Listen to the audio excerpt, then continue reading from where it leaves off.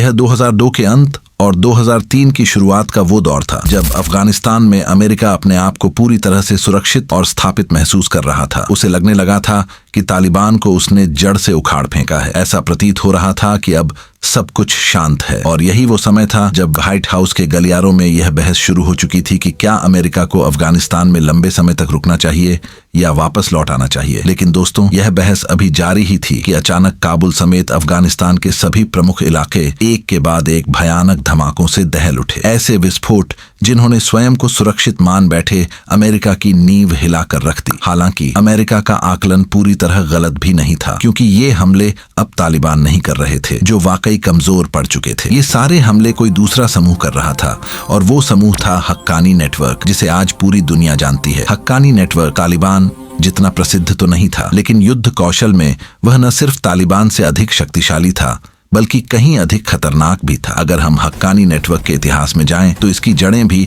Afghan Soviet युद्ध में मिलती हैं, जिस दौरान अफगान मुजाहिदीन अमेरिका और पाकिस्तान की मदद से सोवियत संघ को खदेड़ने में लगे थे। उसी दौरान एक मुजाहिद का नाम था जलालुद्दीन हक्कानी। शुरुआत में ही जलालुद्दीन हक्कानी अमेरिकी खुफिया एजेंसी CIA की नजर में आ गया था, बल्कि CIA के एक अधिकारी ने तो यहां तक बताया कि उसने जलालुद्दीन हक्कानी को कई बार पैसों से भरे बैग दिए थे। और तो और जलालुद्दीन हक्कानी की मुलाकात खुद तत्कालीन अमेरिकी राष्ट्रपति रोनाल्ड रीगन से भी हुई थी, जिन्होंने उन्हें और अन्य मुजाहिदीन को स्वतंत्रता सेनानी कहा था। उस समय रीगन को शायद ही अंदाजा रहा होगा कि जिस व्यक्ति को वे फ्रीडम फाइटर कह रहे हैं वही आने वाले समय में अमेरिका का सबसे बड़ा दुश्मन बनने वाला है। जैसा कि हम जानते हैं, अफगान मुजाहिदीन सोवियत संघ को हराने में सफल रहे। बाद में हुए गृह युद्ध के बाद अफगानिस्तान में तालिबान की सरकार कायम हुई। 1996 से 2001 तक चली उस तालिबान सरकार में जलालुद्दीन हक्कानी के प्रभाव को देखते हुए उन्हें मंत्री पद दिया गया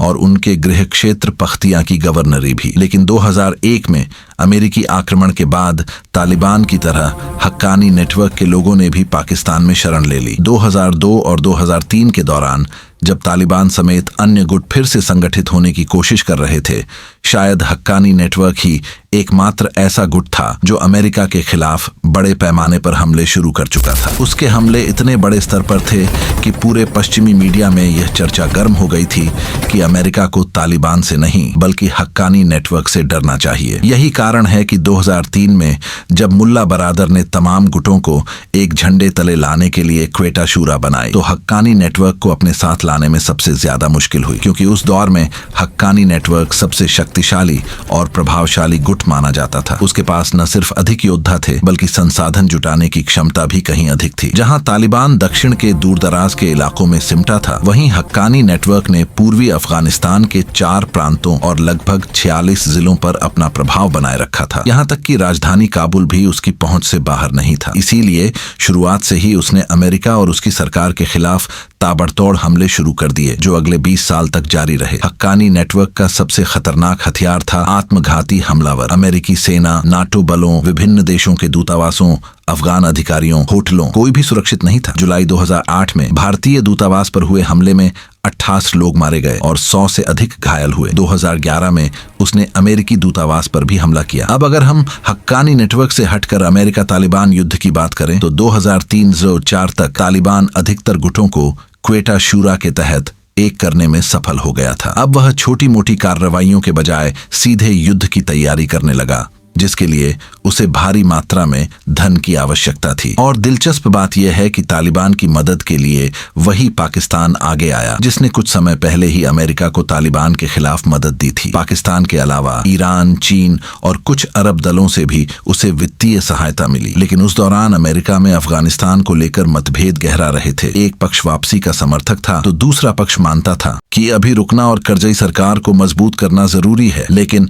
अमेरिकी सरकार ने इन दोनों में से किसी एक विकल्प को नहीं चुना, बल्कि एक तीसरा रास्ता अपनाया जो आगे चलकर उसकी सबसे बड़ी भूल साबित हुई। तो वो तीसरा विकल्प क्या था? आखिर मुल्ला बरादर को पाकिस्तान ने गिरफ्तार क्यों किया? तालिबान और अमेरिका के बीच पहली सीधी जंग कैसे शुरू हुई? और उस पवित्र चोगे का क्या रहस्य है जिसके बारे में कहा जाता है कि वह पैगंबर मोहम्मद साहब ने मेराज की रात पहना था? इन सभी रोचक तथ्यों पर चर्चा करेंगे, लेकिन आज नहीं, अपनी इस तालिबान अमेरिका युद्ध श्रृंखला के अगले भाग में। इसलिए सब्सक्राइब बटन और घंटी के आइकन को अवश्य दबा दें ताकि अगला भाग आप मिस न कर सकें। अगर यह वीडियो ज्ञानवर्धक लगी हो तो लाइक और शेयर जरूर करें।